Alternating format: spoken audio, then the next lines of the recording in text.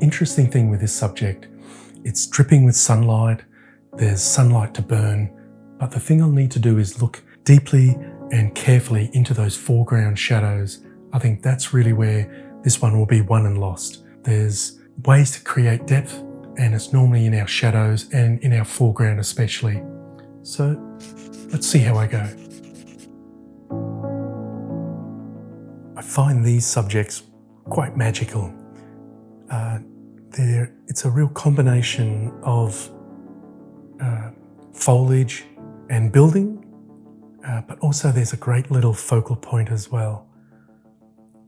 It had been quite a few years since I'd been able to get back to this area, so it was a real marvellous day and another really great visit.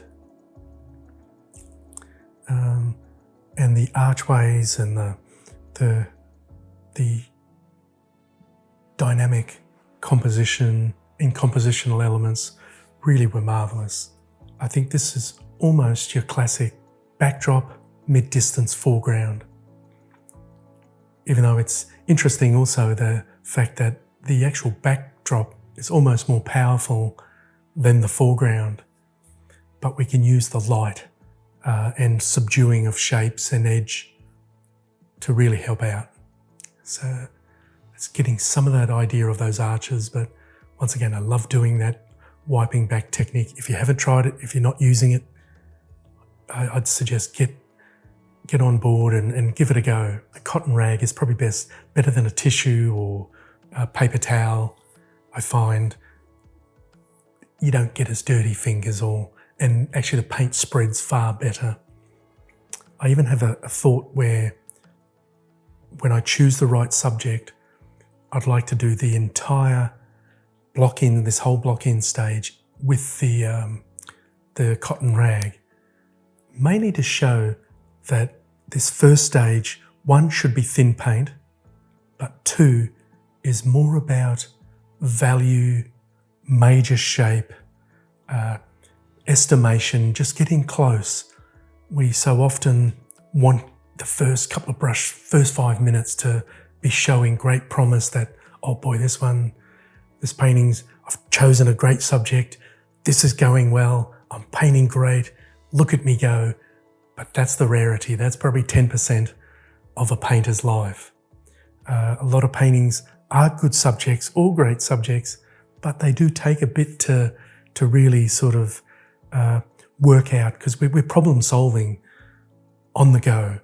Even though I do love to spend, whether it's 5 minutes, 10 minutes, or even 5 weeks, or sometimes even 5 months, planning the weaknesses, the strengths, the things that I'm going to need to have to look out for, what I'm going to have to be careful of, that shadow on the diagonal in the background. If I do it too sharp, it's going to draw focus. If it's not sharp enough, I won't get the light effect. So there's some of the elements that I'll be going through, and I see that as almost as a sports person. I think the most classic is a golfer who is lining up at the tee or lining up a putt, that you want to visualize where and how you want the ball, whether it's on a slope and you need the ball to go up and curl and curve down to the hole, or it's a dog leg to the left or to the right. So you need to visualize. Very similar. I'm visualizing what the painting needs, but also many a times I'm visualizing that brush mark that I want. And that's what leads the way with a painting, or for me, really does lead the way. It's not a matter of guesswork or, geez, I hope this is going to work.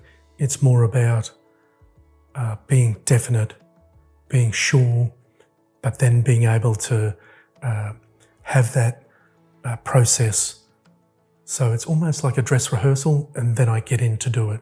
So it's a multi sort of level skill, really. And I think that's why a lot of the dementia and the grey matter, the mind and body and soul sort of people love people to learn an instrument or paint, because it is such a discipline on many levels. So that's why we do need to be agile.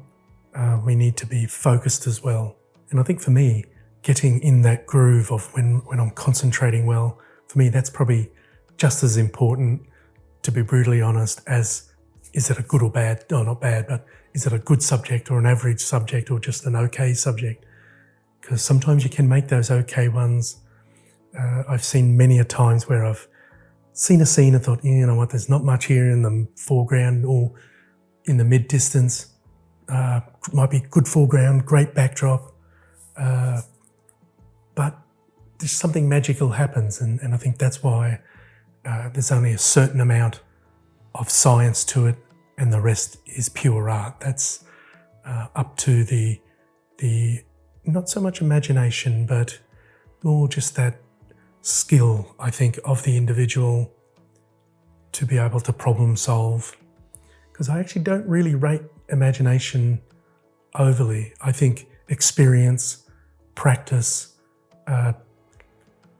does build what we perceive as an imagination, because I don't think my imagination is far greater than when I first started painting, but my ability to execute is far better.